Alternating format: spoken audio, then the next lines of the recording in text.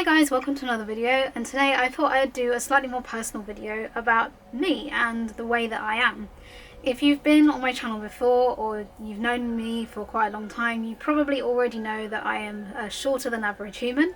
I'm 4'6", which is about 1.38 meters, and I probably stopped growing around the age of 11. Sometimes people make the assumption that I am a dwarf and that I have some kind of dwarfism.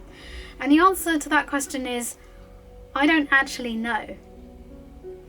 I have been shorter than my peers all my life. I've always been on that end of the graph. It wasn't really any surprise because both of my parents are quite short. My mum is under 5 foot also, although she's about 6 inches taller than me.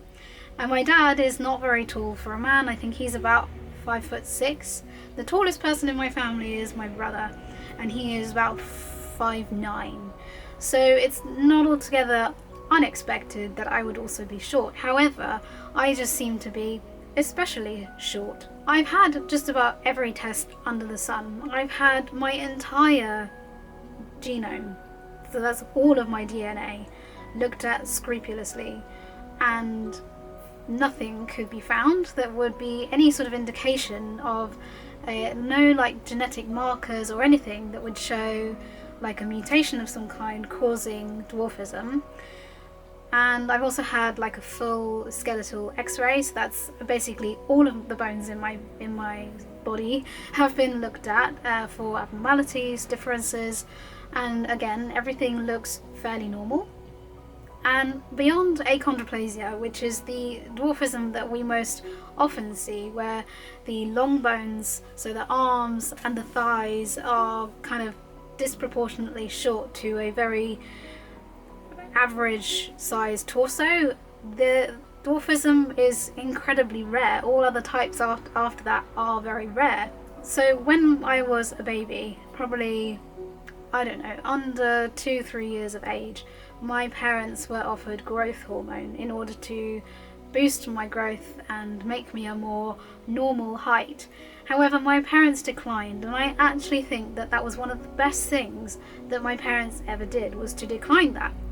Not only were there possible side effects, as there are with any drug, but I think my parents just felt that I didn't need fixing, and that was a really good message to receive all throughout my life, not just my childhood, but all throughout my life, that there was nothing about me that needed fixing.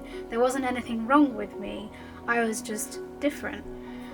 There were times when I was promised a kind of like, oh, I'm sure you'll shoot up eventually, you know, when you get to the right age you'll just have a growth spurt and you'll shoot up, but that growth spurt never happened for me. So do I think that I have dwarfism? Can I call myself a dwarf?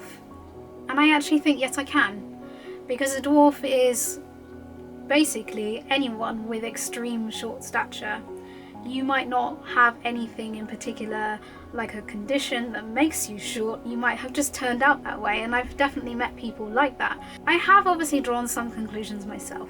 I think if I was going to say which dwarfism, if I was going to choose one, do I think I have?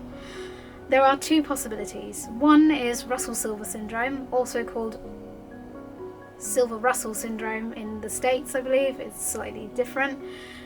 And that is sort of dwarfism, but in proportion. So when you see me next to other people, all my limbs and my torso and everything are kind of in proportion with the rest of my body. And I have met other people with Russell-Silver syndrome. However, I've never met anyone quite like me.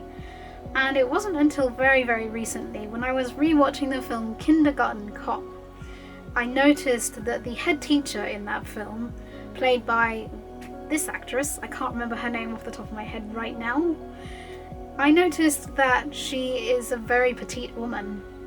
I looked her up, and it turns out that she has a particular kind of dwarfism called hypopituitary dwarfism. And this is basically where the pituitary gland in your brain, which is responsible for releasing hormones such as growth hormone, actually doesn't produce enough of this one hormone. It can be a few hormones that it doesn't actually produce enough of. And when I was reading some of the symptoms and I was comparing myself, sort of how do I look next to her, I could see some similarities.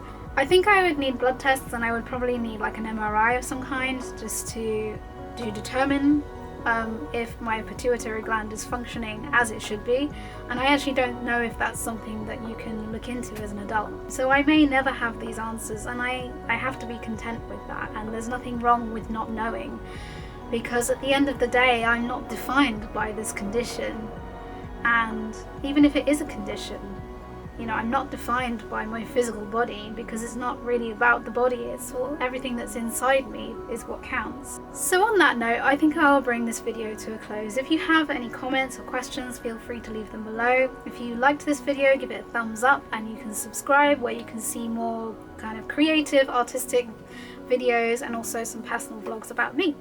So I will see you all again soon with another video. Bye!